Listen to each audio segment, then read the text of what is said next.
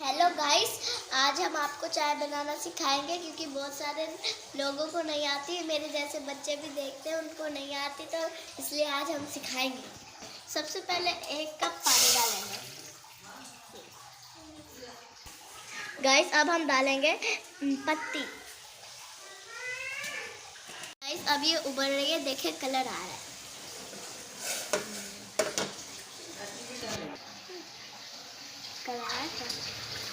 Guys अब हम चीनी डालेंगे।